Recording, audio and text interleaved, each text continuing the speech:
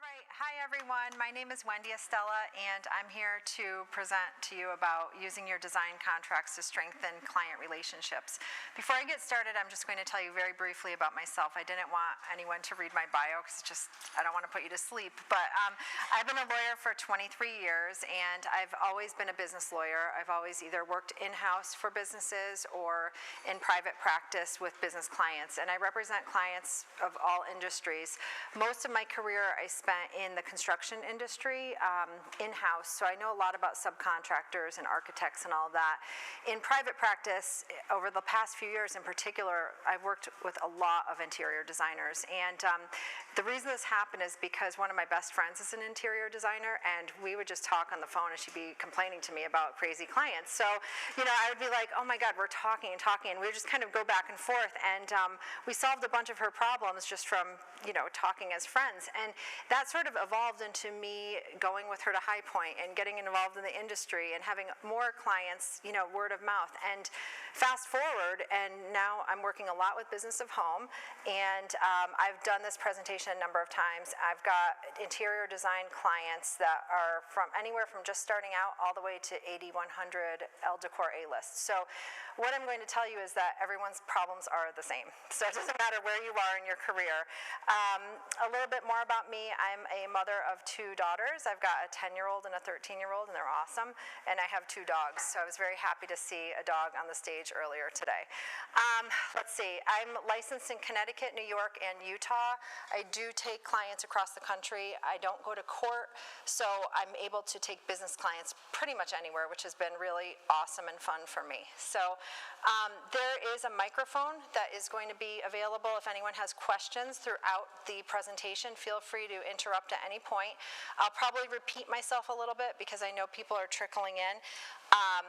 If anyone was here this morning and heard the other presentations with lawyers, I'm going to answer a lot of the questions that came up there. They answered them as well, but I'm going to address them with regards to the contract and how you can hopefully avoid some of the situations they mentioned. So let's begin.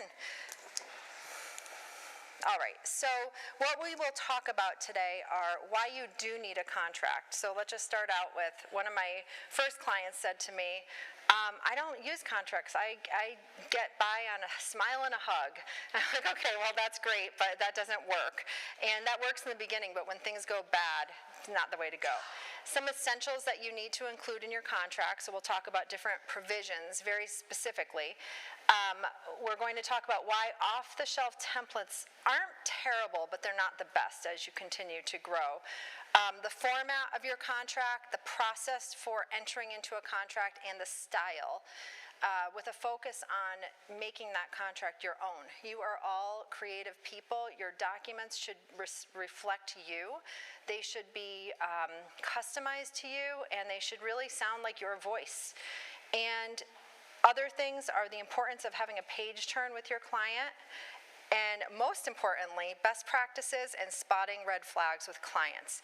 One extra bonus I'd like to talk about if we have time is a little bit about what's going on right now with vendors and the uncertainty of vendors and how you manage that with your client. So in the past couple of months, as you can imagine, I've gotten a lot of phone calls about what to do when your vendor suddenly shuts down. They shut their doors, and you have an order there, and you're waiting for a sofa, and you can't get it. I get the question of, well, what do I do with regard to the vendor? But also, can I pass that on to my client? Is that a risk I can give to my client? So we'll talk about that because it's not an easy situation, as you all know. So the first thing I would say is when you are working with clients, you have these high-end clients that have a lot of money, and the first thing you want to ask them is, have you ever worked with an interior designer before, and how did you enjoy the process? And this is a really interesting question because this is, I guess, the beginning of spotting red flags, right? You might hear great stories. Oh yeah, I worked with one, I lived in another city, unfortunately that person's not here with me, so I need to have a new designer. but most likely you're going to hear something negative, okay? And that could be a red flag, or it could be an opportunity for you to address it in your contract. So the way that you get that answer and what you hear from your client is very telling. You want to ask about the process. Did you enjoy the process? What would you improve from the process? Because again, that's going to inform how you work with that client. Has anyone ever asked a client that question and gotten a kind of an interesting response? Yeah, I see heads nodding. You know, what I find often is that people don't like to look unsophisticated, especially when you have a very wealthy client base, okay? Of course I've worked with a designer many times, you know, they did this. Somebody, your client may have worked with a designer, but it may have been at Ethan Allen, okay? Nothing against that, but it may have been a free design service that they view as something that should just be low or no value, or nothing that they should pay for, just an add-on. You have an opportunity, like the other speakers mentioned earlier, of elevating your industry and elevating the work that you do. You're all professionals. You shouldn't have to say that to your clients, but unfortunately, you're sort of, you know, the industry's changing and evolving, and you do have to say that because there's just misunderstanding about what designers do. You're not just decorators. You're not just buying throw pillows, okay? It's very important at every step to show them that you are worth what you charge and that you have value. So again, in that first question, you're really going to be probing them to listen. And another thing I talk about quite a bit when I talk about contracts is negotiations. The key part of a negotiation is listening, right? We always talk about good communication. The most important part of communication is listening. It's not speaking. I'm sure many of you are great speakers because that's how you build relationships with people, but you really have to listen. Listen to the response to that question. Pay attention to body language. Pay attention to the whole situation as you are engaging with your client. So the reasons that you need the contract. The speaker this morning mentioned that some designers will say, hey, here's my proposal, here's the pricing, the client accepted it, is that enough? Well, it's something. It might be enough if it's a very small scope, but if you're doing full service or anything of value, you absolutely need something more formal. And so the reasons are, I'm actually going to skip all the way down to the sixth one. If for no other reason, you need a contract to limit your liability. So going a little bit out of order here, what does that mean? Limiting your liability means if you take on a design project where you're getting a design fee of, say, $20,000, and you're going to make extra money also with the furniture and the goods, you're going to make a certain amount of money on that contract. If you don't expressly say, meaning in writing in your contract, that the most you could ever be sued for if this whole arrangement goes awry is X amount, typically, you know, the amount that you would have been making, or the design fee or something. If you don't specifically say that, they can just sue you and say, hey, I couldn't be in my house for a year because of you. All these issues happen. I'm suing you for $500,000. Now, you don't want that situation to happen, and throughout the contracting process, you're going to be protecting yourself, okay? The most important provision in that contract, in my opinion, is that language that says if everything goes wrong, if I completely walk away from this project, the most you could sue me for is X amount. And you can specify the amount, and that is legally enforceable. So if there's nothing you take away from this today, it's that. You've got to put it in.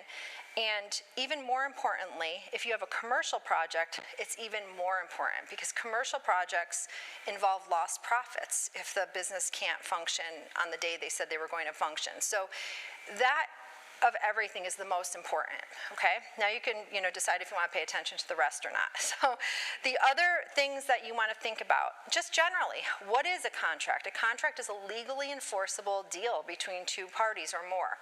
So your contract should protect your legal rights. It should outline what you are going to do, which are your obligations, and also what you're not going to do. It should set expectations between the parties. So again, to strengthen your relationship with your client, that contract should really clearly say, hey, I'm going to do this and you're going to do that. And these are the things that, if this happens, it's a jump ball, and we're going to share the risk, okay? You're going to lay it all out and really kind of forecast any potential thing that could go wrong. That's what a contract does. You're going to define and explain your process. So specifically, how do you work, okay? You have an interview, you come up with a design, you present it, you execute. Explain each step of that process. That part should be in your own words, because you're selling it, you're explaining it. You shouldn't be just taking some words that were written down by some lawyer to explain your process. That's your process. Boundaries. It's exactly what it says here, boundaries. Personally, do you want your clients to have access to you 24/7, or do you want to tell them that, hey, you can text anytime, you can email anytime, but I really take Friday night through Sunday night as my own time, I'm not going to be responding. If you put that down and you explain that before you even start working with these people, there's a better chance they're going to respect that, okay? At least they're not going to be able to say, well, you never told me that, or I was expecting to hear back from you over the weekend. I can't believe this. This is your chance to figure out whatever those boundaries are that you have and kind of communicate them and lay them out. The contract also shifts risk between the parties. So we were talking about vendors. That's a tricky one. You can't really shift that to the client, the risk of the vendor going belly up and they've already paid, but maybe you talk about how you're going to handle it. Maybe you're going to share that risk. Like, if it happens, we'll work together to pursue, some sort of compensation. Other risks would be if you are if you're the homeowner, you're the one responsible in most cases for hiring the contractors to help with the renovation or any other work. Typically, the designer's not doing that. That needs to be laid out very clearly in a contract, because if you don't and there's a lawsuit, or there's an accident that happens, let's even not use the word lawsuit, let's just say an accident happens, who's responsible? Your contract should really clearly say, hey, I, the designer, just introduced you to these different contractors and these different tradespeople. You're actually hiring them, homeowner. So that's kind of your issue. We don't want to be legally responsible for anything that happens. We will be involved to some extent, but it's really your issue. At least that's how most of the contracts I see are set up. Again, everyone does things differently. Another very important one, and again, this would probably be my second, like my double asterisk, would be determine how the disputes will be resolved. So today, big discussion about filing liens and going to court and hiring lawyers. And I heard the question, how do you decide if it's worth it to pursue legal action? I'm going to be paying lawyers $500 an hour maybe to recover $25,000. Like, how do I know what the break point is? When is it when is it a good decision to actually sue? And the attorney that was here this morning made a great point. She said it's not always only about money, it's also about your reputation, right? So if you go to court, anyone can Google it, anyone can look up that docket and see that either you are suing or you've been sued. Typically, you would think as a business owner and as a designer, you don't want to be known as the one who sues your clients, okay? It's just a bad look for any business, but in particular, designers who are in a position of trust and who are really like friends and psychologists for their clients. And so it's important. You can put a provision in your contract that says you are only going to resolve disputes by alternate dispute resolution. So it would be arbitration, mediation, outside of court. And so I'm sure you guys have heard of those processes, arbitration, mediation. Those are private. Those are typically lawyers involved. Sometimes a retired judge will be the one that is the arbitrator. But those are handled outside of the court system. They're confidential. And there's never a record of what happened. This is why when you see celebrities that go through big divorces and things like that, you never know what really happened because they're all bound by confidentiality agreements. It was done by arbitration. You want to use that same tool, and you want to keep everything out of court. The other reason that's important, and I just kind of touched on it, is without the pressure of the public looking at it, and without the ability of the client to take you and write about you negatively online and tell everyone, taking that power out of it levels the playing field in your dispute with your client. So you, as much as possible, want to take the dispute and handle it in a private setting. So that's alternate dispute resolution. And much, much more, which we'll get into. There's many other things. So to get into the specifics of what needs to be included in the contract, and these are your actual provisions. And by the way, as an aside, I have a checklist that I'm happy to distribute after the presentation that has actually a checklist. You know, you can check your own contract and say, do I have these provisions? And it's not just these, but I go into things about photography and ability to terminate and that kind of thing. So I'm happy to share that after the fact. So if you're worried about writing this all down, don't. So clear explanation of pricing. So first and foremost, just to recap, I want you to use this contract as a tool in communicating with your client. I don't want you to be at the point where you have a document that you want to just shift in front of your client and like kind of be like, oh, I hope they sign this, right? You need a document that is something that's a tool in how you're speaking to each other. The end goal would be able to be able to sit down over a cup of coffee and walk them through this, or to have your office manager do it, or your assistant, or whoever you have helping you with the business part. Because I know most of you are creative minded, and this stuff makes you anxious. Okay, so more reason to have it worked out once and for all, so that you know when you give it to them, it's really the way that your business runs.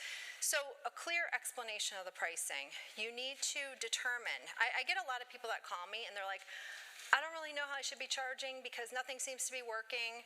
They change things up. They change the way they charge. They're kind of trying to figure it out. You've got to make that decision first to see what works for you. The thing that I see most commonly is a design fee, which is a flat rate, okay? And then I see the procurement phase with markup, or whatever you want to call it, administrative fee or discount off retail. And then I see some hourly charges for things that don't fit into one or the other. And then extra expenses being charged the client for shipping, receiving, FedEx, like any of that stuff. That's a typical thing I see. I have seen many variations of that model, but right now that seems to be what's hot, at least with my clients, okay? You want to get to a point where it's written in that it really reflects exactly how you work, okay? What you don't want to have is a surprise for your client when they get an invoice. Now, it can be scary to talk about charging, okay? Hourly fees, the cost of hiring you, okay? But a couple of things. Number one, you do have to know your worth, and you have to know that everything that you're charging that client for is your time, and it's value to them, and they need to be paying you, okay? So there's a lot of imposter syndrome, not just in the design field, but I think a lot in design. But with many entrepreneurs, especially getting started, but you've got to put that aside and really track your time and charge what you're worth. And by explaining things up front to your client is going to have a clear understanding of what to expect. If you surprise them with an invoice that is far different from what you discussed, that's going to be the first rift, okay? So this includes shipping and receiving. This is one of the areas that people fall down, okay? The designers don't always explain the cost of it. I also find that, although, going back to the original question, have you worked with a designer before? We're in a culture of people that are expecting Amazon Prime and free shipping. They have no idea what shipping costs are. They have no idea what a receiver does. They don't know what white glove service is. You have to take the time to explain that to them, and also to explain why they don't want to be doing that. So, for example, when I bought my house a couple years ago, I remember I ordered something off of Houzz, right? It was like one of those mirrored vanities for my daughter. And they had the option of shipping it right to my house. And I'm like, oh, that's great. It's going to come right here. That's awesome. It arrives in this gigantic crate. I have no idea what to do with it. It's in my garage. It's huge. I mean, I've got like a hammer trying to open up the crate. I can't open it. I had to hire a handyman to come and open it for me. He opens it. Part of it is cracked because it's all mirrored. I'm like, what do I do? And so, at that point, I wasn't really working closely with this industry, but my friend who's a designer was like, well, you know, typically that would be handled by a receiver. All these issues would be handled, Wendy. So I have now like two, you know, little mirrored stools. They both have slight cracks because after the second one that arrived cracked, I'm like, I just can't anymore. That you've got to explain that stuff to your clients. They have no clue. They have no clue. And, you know, there's a lot of people who want to play designer. They think it's cool, just buy this furniture. You just have to explain to them, this is my job, this is why you're hiring me. And as you're explaining pricing, if you're asking for a retainer or whatever it is, a big design fee, if people are giving you a hard time or questioning your fee or trying to get you to reduce your price, that's a red flag. You have to really look at it. You have to remember that if that person is questioning you before they've even hired you, there are going to be problems with payment. Definitely, because they're worried. You're in the honeymoon phase and they're giving you a hard time. What happens when things get difficult? So that conversation of the pricing is critical because what are your disputes down the road going to be about? Money. Okay, so that's what you've got to really be looking for. This is my third one that would be an asterisk, is the positive cash flow. So what does this mean? What this means is there shouldn't be a time where you are trying to collect $10,000 or $15,000. You should be ahead as much as possible. So you should be charging your design fee, half of it due upon signing the contract, the other half before the presentation, okay? Before you show them anything of your design. You collect that because you've done the work, okay? Upon signing, that's more of like a deposit, but that's typical because you've got to get started. You do not want to be in a situation where you have ordered furniture and you're waiting for your client to pay. So you need to have signatures on everything that you're ordering, like a proposal with signatures, and full payment before you order. Because if you don't, and they change their mind, you may have just placed the order and a week later they change their mind. They're not going to pay you. So if your contract says payment in advance, orders are not cancelable, and they're not refundable, you are protected. If you are in the position of having to chase a client for $15,000, or I'm even going to say $25,000, chances are it's not worth it because you're not going to find a lawyer to chase that money without giving the lawyer a $10,000 retainer because you need litigation, and litigation's expensive. So if you're spending $10,000 or $15,000 to collect $25,000, it's not worth it because most lawsuits settle, and so you would be you probably spend 10 to 15 to get 10 to 15 back, okay? So positive cash flow. Now, I know I mentioned arbitration. Even if you were in a situation with arbitration, you don't want to be collecting $10,000, $15,000, $20,000 because you do have to hire an attorney still to go through the arbitration process. So it's cheaper and it's more private than litigation, but it is expensive. These are alternatives that you want to go to only in the worst case scenario, okay? More essentials to include in your contract. Your scope of work. Scope of work is very different for everyone, so you've got to write it to reflect exactly what you're doing. If you price things on a flat rate basis, you have to be very specific to describe what's included in the flat rate. If you're hourly, you don't have to be as specific because you're charging hourly. I find, again, a lot of people are doing flat rate for at least a portion of it. So when you're writing up your scope, you'll explain what you're doing. An important thing to do is to explain what's not included. So I actually include a section that says not included in scope, and then describe what it is. Because if it's a flat rate, you don't want to be disputing with them over something that they think you did not do. You should be defining your process. So interview, design, procurement, execution. You might call it different things, like everybody has a little bit of different name for each of these phases. But the one that not everyone does, but that I make everyone include in the contracts that I review is the closeout. So what is a closeout? It could be as simple as sending an email or a nice little handwritten thank you note at the end saying, it's been such a pleasure working with you. Our project is complete. we hope you enjoy your home. We look forward to working with you in the future. It's a line in the sand for when the work is over. The reason it's important is because when these clients come back 6 months, 12 months from now, and they're asking you for one little thing, your rates may have gone up. You might not want to work with them anymore. Anything could have changed. You need to be able to say, hey, it's time for a new agreement. The old one is closed out. So it's important to have that. And, if you're a process person, having that kind of ability to close the book is important. You should also have a provision that talks about when the scope has changed or the terms of the contract have changed. Because if you've priced something out on a flat rate and then all of a sudden the scope starts to creep and the client's asking for more, you've got to be able to, again, have a line in the sand and be able to say, okay, now things are changing. It's going to be an additional X number of dollars.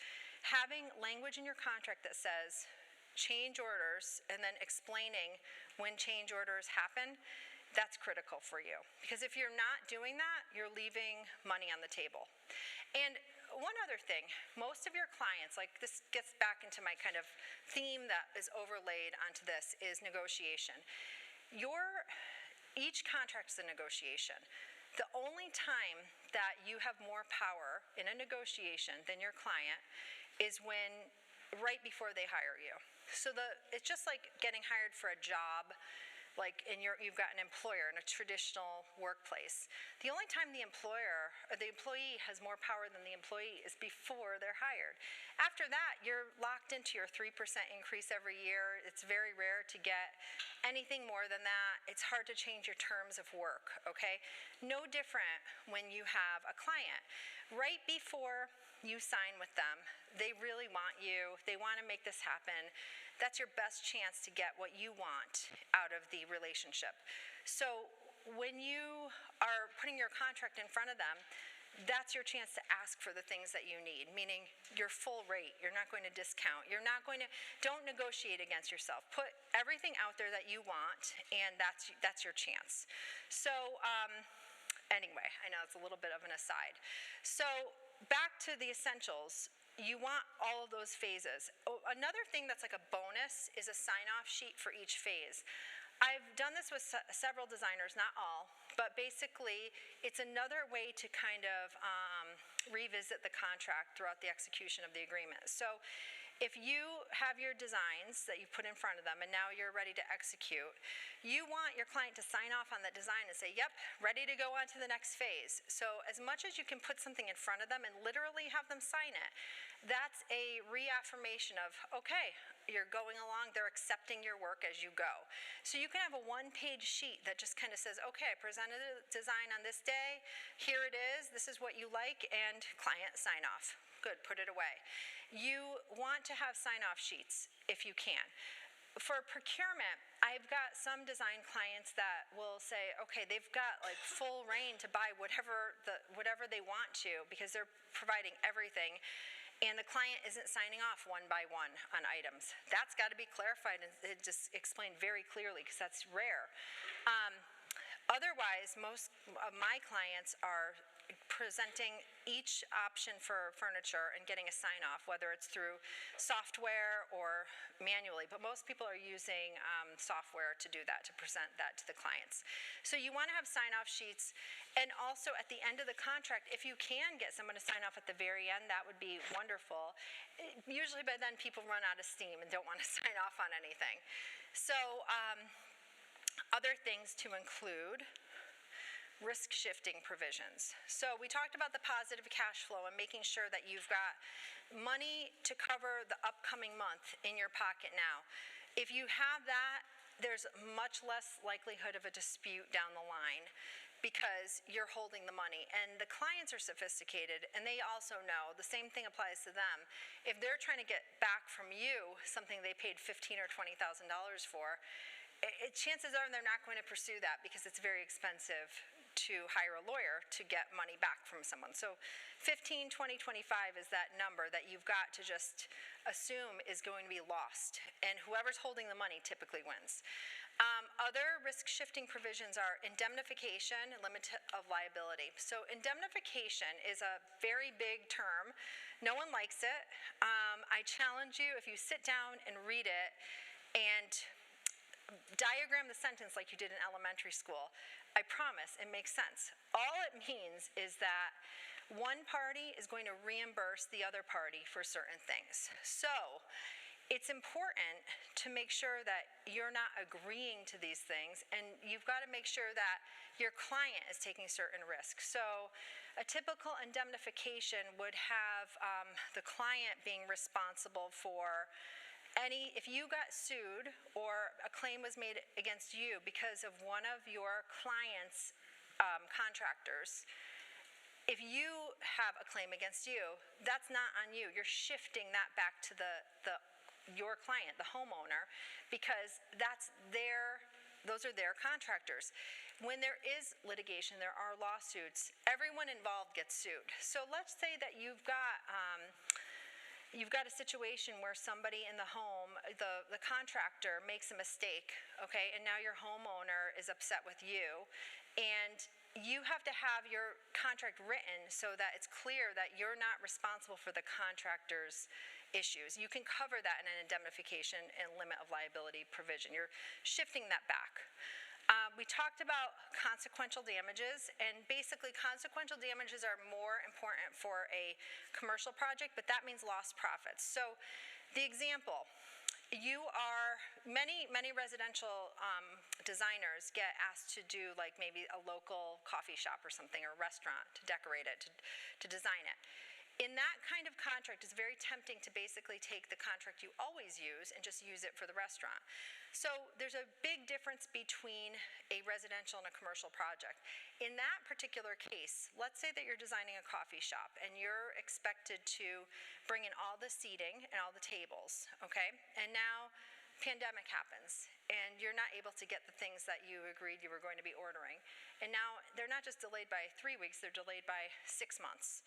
So the coffee shop owner calls you up and says, listen, I appreciate what's going on. I get it's the pandemic. We don't really have a written contract. You just told me you'd get me these chairs and tables and everything, and now I can't open. I've got a ribbon cutting happening. I can't open my business now for 6 months because I don't have the furniture that you told me. I don't want to have anything substitute. I want a particular look for my shop. I'm going to sue you, designer, for the 3 or 6 months that I'm not going to be able to operate. All my lost profits, all those coffees I didn't sell. Without the right contract, that kind of lawsuit that will fly. Okay, you have to specifically say, no consequential damages applied to this contract. Okay, I am not responsible for lost profits if I don't deliver a table and chairs. I am responsible. What the right measure of damages would be is to be responsible for a breach of contract, or maybe you're responsible. You could be sued up to your design fee or something like that. I would even argue further that in that particular situation, you aren't at risk because you're not in control of the pandemic. There should be a change of circumstances giving you an extension of time. Without the right contract, none of those things just apply. You have to have them written in. Now, in a typical contract, that language is what you might all view as boilerplate language, or stuff that lawyers put in. But it's there for a reason. Okay, it is boilerplate, but it's there to protect against that kind of situation. And the reality is, there have been cases over the years, all the way up to the Supreme Court of the United States, on that kind of issue. And that's where that boilerplate language comes from. It's evolved from those terrible cases that really screwed small businesses. So you have to have these things in there. They're usually at the end. The way that I design my contracts is that I make sure the front of the contract talks about the pricing, the scope, everything you do. And as you get to the back of the contract, it does sort of whittle down to the more dense provisions that everyone's too tired to read by the end of the document. But it's a fair provision. It's fair. You don't want to be in a situation where you're taking on risk that is disproportionate to the deal you made as a business person. It just doesn't work. So those are critical. And that kind of falls, yep, wait, there's a question here, so we need the microphone. Yeah. They're recording, so we need the microphone. So in that, is this on? Okay. Yes. In that situation, do you need to, like in the other situation where you need to put a certain dollar amount, like that you can't be sued for over this amount. Is that required under that section The of consequential? no consequential damages? No, if you basically just say, it's usually in all caps and it says, in no event shall there be any consequential damages, indirect damages, or special damages assessed to the designer under this agreement. That's generally what it says. That is like code language. It really means something, but for all intents and purposes, it's code language for lost profits, okay? And that's a key. And I will tell you, I review commercial contracts all the time, written by lawyers that represent the other side, and that language, which is very standard to see, it's typically in all caps, it's not there because it's not there by accident. They purposely omit that language because if everything goes wrong and there is some sort of case or litigation or whatever, you will have everything thrown at you. They don't just say, well, I'm only going to sue for this. They sue you for everything because the goal is to not actually get to court. It's to settle, and it's to settle for the highest amount possible. So they're going to scare you and say, by the way, your contract doesn't have a consequential damages waiver, so you are on the hook for the lost profits. So I have definitely seen that recently in this exact scenario. I had a client that was asked to design a pizza shop. And she was very excited because it's her first commercial job. I mean, that's awesome. That's a huge step in your career.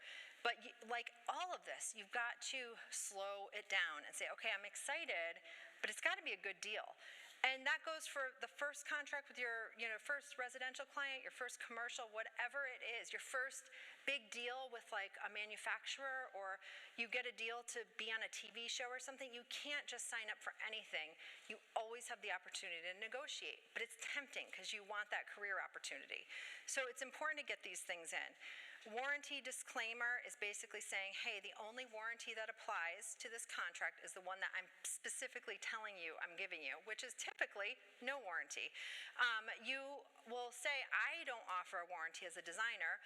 Okay, designers are different on this. Typically, it's a pass-through from the manufacturer, but what I find is that everyone is different. Some designers do not want to share any of their manufacturer information. They'll say, okay, I don't offer a warranty, but I'm happy to help my client because I want to keep my client happy.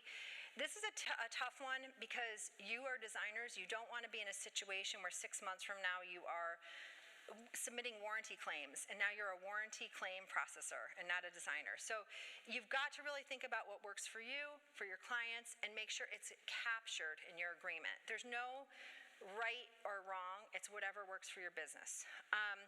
Insurance. You all need insurance. Oh, there's a question. If we have the microphone here.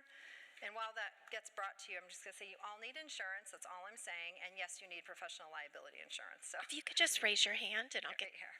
Right here. right here. My question is going back to the warranty disclaimer. How much of helping someone out kind of negates the contract? You are not going to waive a provision in the contract. Like if you say there's no warranty and then you help someone, you're not negating it. You're just doing something. You don't have an obligation to help them. If anything, you're doing something extra. And if that were the case, I would say to the client, so client, we have, the way this works is there's really no warranty. I value you. You've been a great client. Let me do something let me help you out here. So you use it as an opportunity to build rapport because you don't have to do it. So the contract, you could have a whole bunch of things in there that you don't have to do, but you still might choose to do. Okay, and that doesn't mess up your contract. It doesn't waive the limitation, okay? Delays beyond your control, force majeure. That's the pandemic situation. Everyone dealt with that. I don't need to explain it too much, but you will want to address this because if there's a delay, you want to have an extension of time on both sides. Some people will go as far to write in if that there's a delay beyond your control. Let's say there's a hurricane or something and something awful happens and there's no way you can get to this project after 365 days. At some point, if that delay goes on so long, typically both parties will have an opportunity to just terminate the contract. Okay, so it's, again, things to consider because you can't be just holding a space for someone indefinitely. But again, these are things that are different for everyone. Inspection of items and placement and storage. So that item that you want to include is if the items arrive with your client, not to a receiver, they need to inspect them immediately and let you know right away if there's a problem, within like 24 hours. So that's another typical provision that you might not put it in there. If you were just like writing a contract from scratch, writing it down, that might not be the first thing you think of. And again, the vendor uncertainty. Right now, considering everything that's going on with all these big manufacturers shutting down, I get phone calls about this all the time saying like, you know, can I pass it on to my client? And it's a weird situation with these vendors because, I'm just gonna take like a minute to talk about it, because you, on the one hand, you're telling your clients, hey, I'm the person you're buying from. I'm the retailer, basically. You don't get to know who my suppliers are, right? You're buying from me. Everyone's different. I probably half of my clients that say I don't even give them the pricing of the vendors. The other half will say, well, I have to because they ask for it. There's a school of thought that says, if you go into Crate and Barrel, do they tell you how much they paid for the stuff that they're selling you? They don't. So why should you? Okay, I don't think you have to. That's my position. I think as an industry, I personally think that you shouldn't be giving out your detailed pricing, okay? But everyone's different. So back to the vendor uncertainty.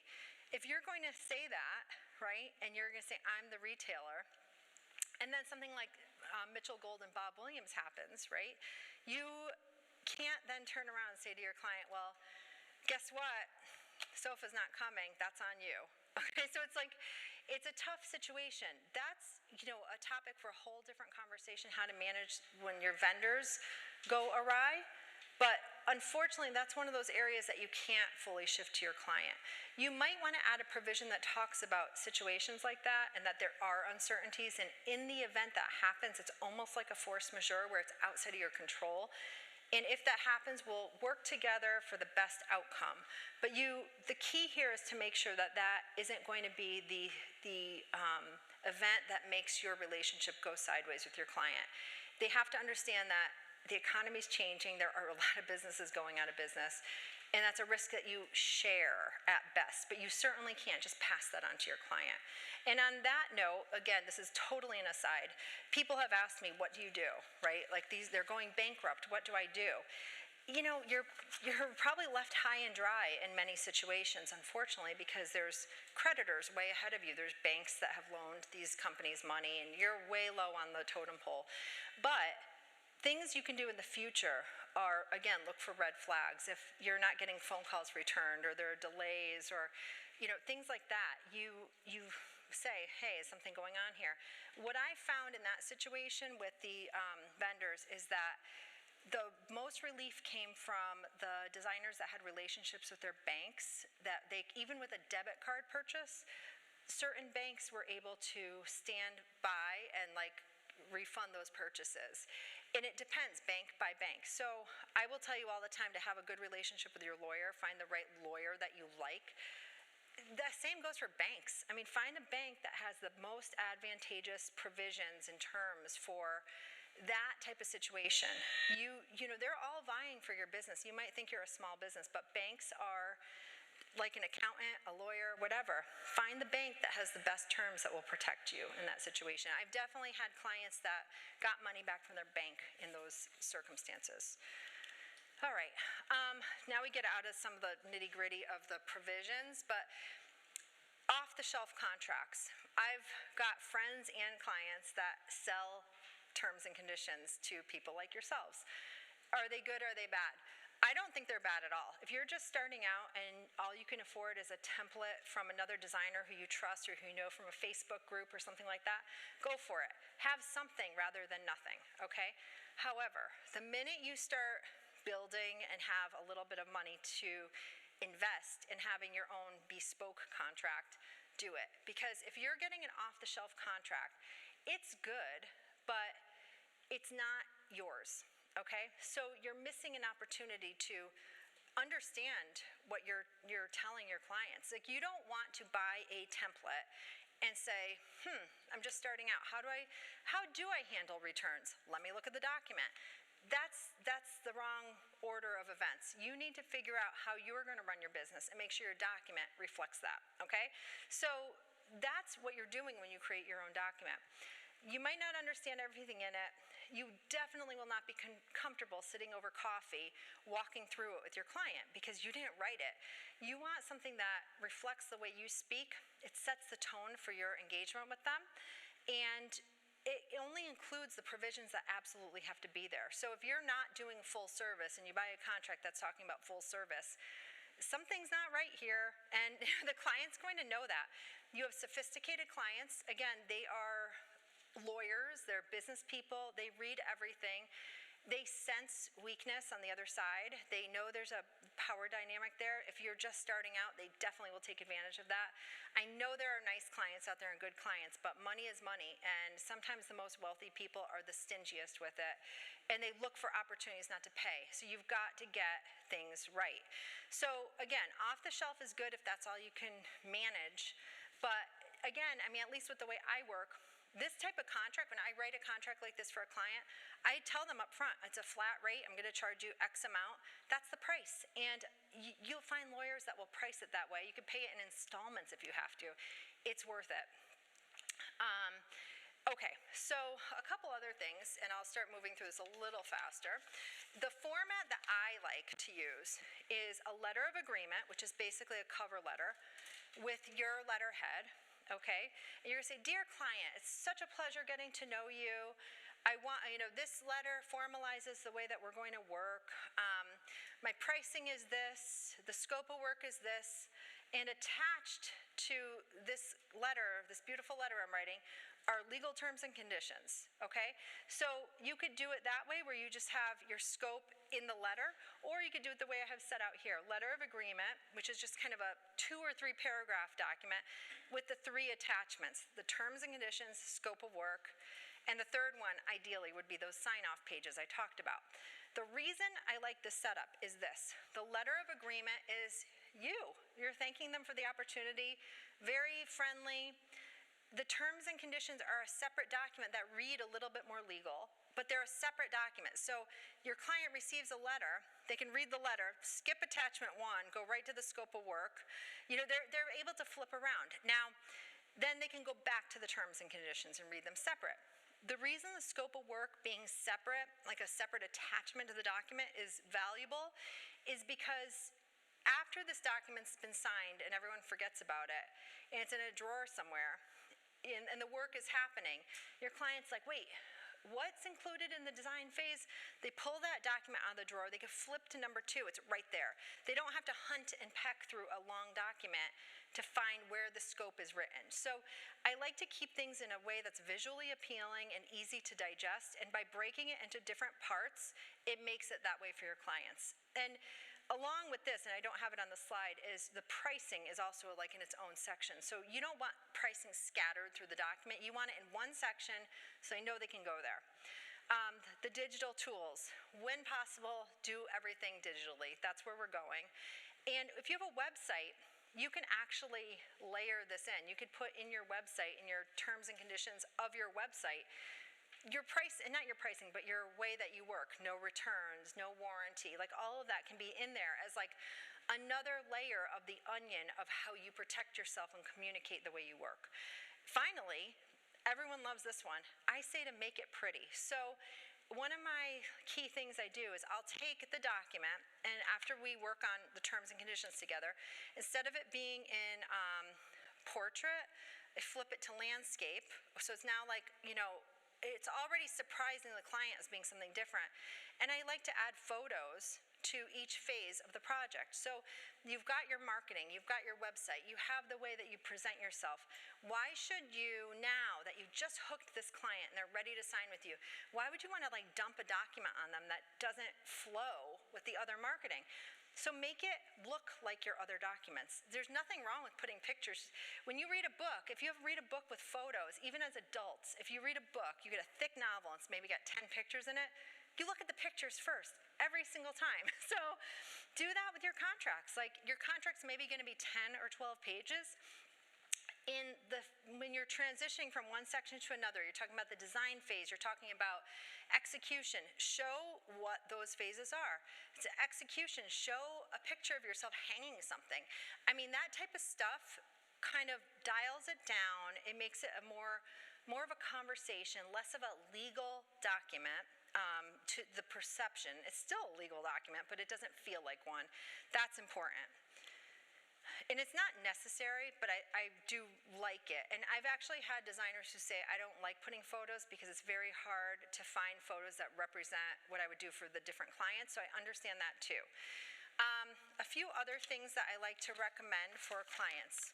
When you have your contract, you should have a page turn. So what's a page turn? It's basically the opposite of just emailing the document to your client and hoping they just print it and sign it. You want to have a meeting at your office, at a coffee shop, at their house. You want to take the document and walk them through it. You want to go through all those provisions we talked about and explain how they work, why they're fair, okay?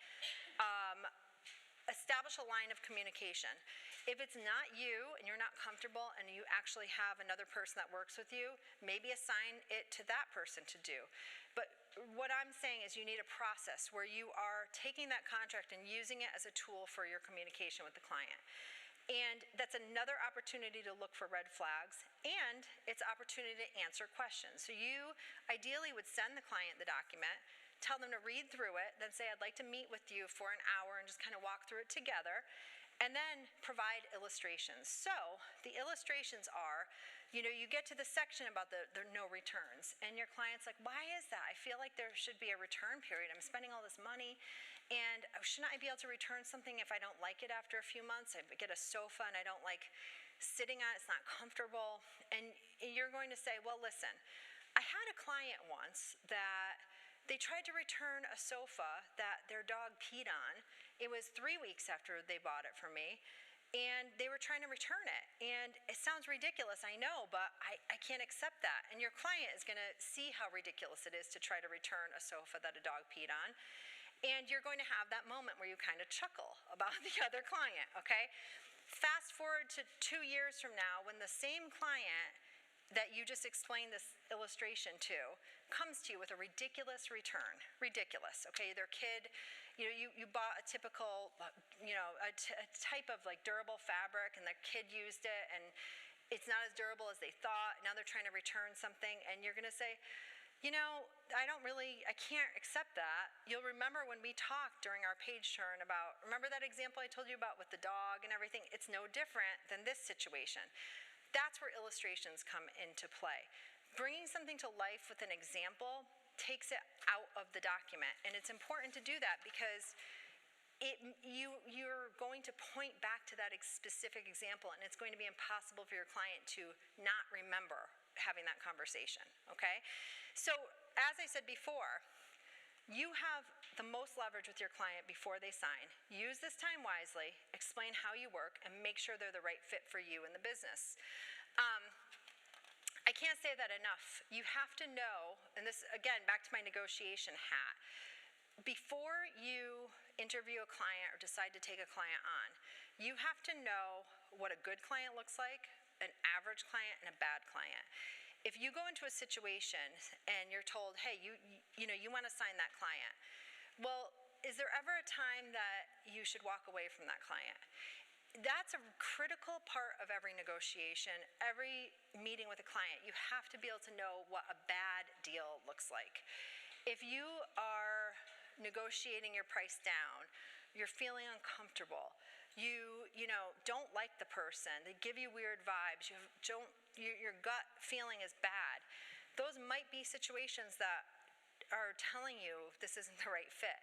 But prior to entering into any client negotiation or even trying to sign the client, whatever you want to call it, you in your mind have to determine what that walkaway point is. Because if you don't, you're going to go down a path of just saying yes, yes, yes, just for the sake of signing them, especially if it's the beginning of your career. So you really have to be careful with that because that's a big mistake, and you'll realize it very quickly. A couple more things here, and then I'll open up to questions. This is my last slide. In addition to the essentials, these are the things that you also need or should consider. IP. Everyone knows the importance of IP. You own your design. Think about what happens if the agreement terminates. Who gets to use what belongs to whom. you've got to say that very clearly in the contract, because that's the type of thing that you'll have a fight about. Design against advice. You've got the client who really loves you, but they want to tell you exactly what they want to do, because, my wife has a really good eye for design. How many people have heard that, right? I hear that all the time and I cringe, and I'm not, So that's something, design against advice would be a provision, and it might not be in the contract, it might come during the execution of the agreement, that you're sending them a letter saying, listen, this is not what I chose for you. You specifically said you wanted this. It's against really what we advise, but so what? I mean, you're going ahead anyway, okay? So that's an important thing to include if you're in that kind of situation. Also, along with that, if they decide they want to do something that's totally against your vision or what you want, you might also want to say, please don't tag me on Instagram on that, please. There's ways to say it in a polite way, but you've got to think about those things. It's your reputation. So reputation protections. In the event you have a termination of the contract or a dispute, what I like to say, I've had clients design clients who say to me, I don't ever want my client to be able to trash me ever. So one designer came to me with her contract and it said, in no event will the client post negative things about the designer, blah, blah, blah, blah. And this client's lawyer accepted the entire contract except for that provision. He's like, listen, if she does a terrible job, my client wants to be able to tell the world. And I said, okay, fine. If that's the one thing that you have an issue with. I changed it and I said, okay, how about in the event of a dispute that they're trying to work out, in no event will the client trash the designer. And the lawyer accepted that language. So that's generally how I write it, because the only time your client's going to want to trash you is in the event of a dispute. So I write that in, and you've got to really guard your Google reviews, Instagram, anything. I make sure that your contract includes some sort of provision that talks about that. In the event you're fighting, you're going to try to work it out first. You don't get to trash the designer. We talked about this a lot, the staying out of court. Oh, I skipped one, but staying out of court, I don't think I need to say that more. Avoid it at all costs. Yes, you have tools. You have the ability to file a lien. If you're in the position of filing liens, you're really in a disadvantageous position because you're already gearing up for litigation. As much as possible, stick with alternative dispute resolution, stay out of court. Back up to the confidentiality. I said this before too. I believe that the industry should be at a point where you're not disclosing your actual pricing from vendors. I view that as confidential information, trade secret, it's how you work. Who knows what kind of deals you worked out with your vendors? I don't think it's the client's business. Now, a lot of people get into sticky situations with clients over that, which is why these contracts have to be written a certain way. Again, I ask this question because I'm sure there's some of you saying, my clients always ask for that. What do I do if they ask for that? Here's the thing. If your client out of nowhere says, I really want to see all the vendor pricing, this is already during the process, do you think the purpose of them looking for that and wanting to see it is because they are happy with everything going on, or are they looking for a problem? I guarantee if you're now producing all of this and taking the time and spending your valuable time creating this paperwork from them to look for, if they are fishing for a problem, and it's going to come back to bite you. So as much as possible, I think it's important to keep that confidential. I totally get it's not everybody's business model. Photos. Get your photos. I make sure every contract has that. I'm sure you all have that in your contract, that you have the right to photograph your jobs. This is interesting. I've had a couple of people that have not been able to photograph because the project went sideways. One thing that I suggest in that situation is that if you can't photograph it, maybe along the way take photos. Okay, maybe not professional. The other thing is consider using hand-drawn renderings or some other way to capture your design and share it with the world. But at least, if you can't get those professional photos, you want the right to use your own photos along the way. Document everything. Just have something that you can work with. Include an annual rate adjustment for any hourly rates that you have. And the communication policy. You want to be very clear, and you could state in your contract, this is how I prefer to communicate, whether it's email or text or phone or contact my assistant first, whatever it is. You also, I recommend putting in language to say, in the event that this relationship goes in a way that's negative or the designer is feeling abused, you don't have to say it that way, but I'm saying this for you. You need to have the right to terminate that contract because this is your business, this is your life, this is your livelihood, you love what you do. No client, I don't care how high paying they are, is worth your mental health and the impact it takes on you when the client turns abusive. And I know that you all know what I'm talking about. You need to include the right to get rid of those clients. And you're not refunding them. If they get to the point where they're abusive, that's it. You can choose to give them back a little bit, but you shouldn't feel obligated to give them money back because you terminated them. That should be a true reason to terminate the contract. And they don't get your design, they don't get anything. So you've got to, that's more of like a wish list. I wish that you would all put that in there for your own benefit. And then, of course, red flags. We've talked about that here and there. I know I'm over. Just keep your eyes open and trust your gut. That's the best thing I could say. If a client comes back after you present a very reasonable, nicely written contract that you've spent time going through with them to show how it's mutually beneficial and fair, and they still come back with a red line in Microsoft Word, like crossing this thing out, that's a red flag. That's a red flag. They should respect you, your work, the value of your work, your contributions, and just sign your damn contract. They shouldn't be negotiating all that. If they do that, what I typically say is, listen, can you just break it down to your top 3 issues here, and we'll just have a conversation. If they're rewriting your contract, that's a problem.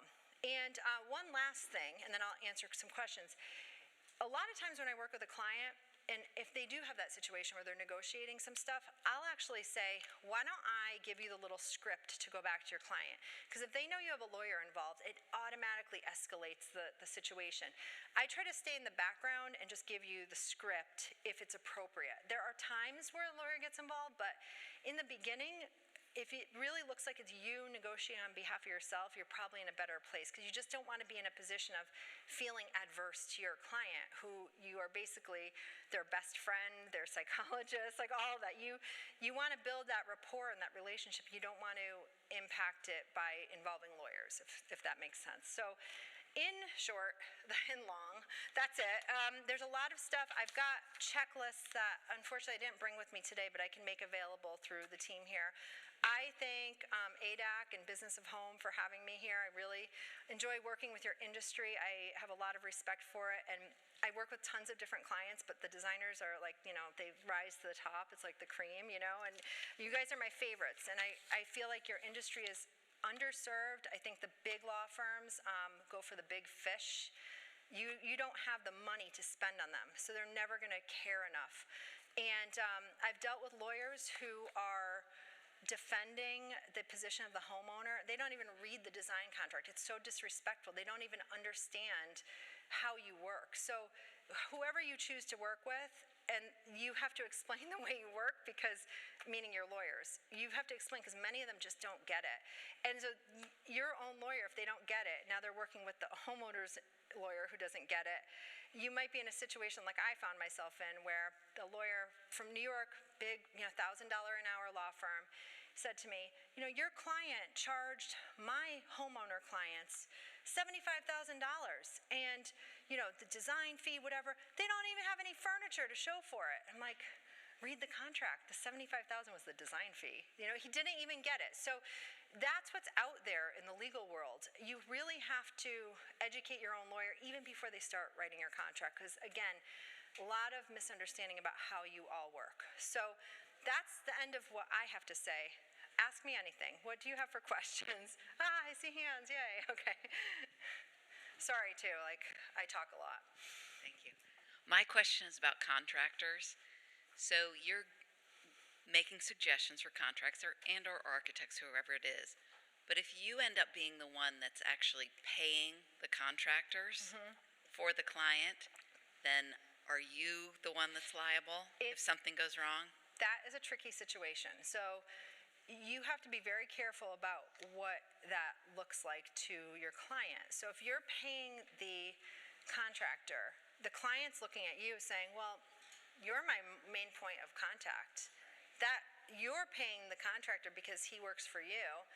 So you all work for me. If your client has an issue with your contractor and they really should be going after the contractor, they're going to go after you first or with the contractor. So as much as possible, you should extricate yourself from that. Some states you can run afoul of their contracting laws because are you the contractor? Are you licensed as a contractor? And that's different in every state. I've had one client who told me years ago she got in trouble for that kind of situation in Florida, and she was reported as being an unlicensed contractor. So I would say tread lightly with that. I think there's no issue with coordinating and charging a fee to your client for coordinating certain things, but you don't want to be managing it. So if you can shift and just have them pay directly, that's the best practice. You're welcome. Right there. Oh, there's someone back there too. Yeah. Hi there. Thanks very much. This is very interesting. Can you elaborate a little bit more on the insurance? You Sure. sort of whipped Yeah. by that. You mean saying just get it isn't enough? Yeah. No, it's critical. So you've got a couple different types of insurance. Everyone knows about liability insurance. That's when somebody gets hurt and they sue you. It's like a third-party insurance, okay? Professional liability insurance covers errors and omissions. It's malpractice. It's the same thing I have as a lawyer, or doctors have. You can get it as a service provider, as a designer. So if you design something, if your elevations are wrong, something's incorrect, and everything is built around that, you can be sued. Now, again, your contract might limit your liability, and if it does, that's great because now that's the first line of defense.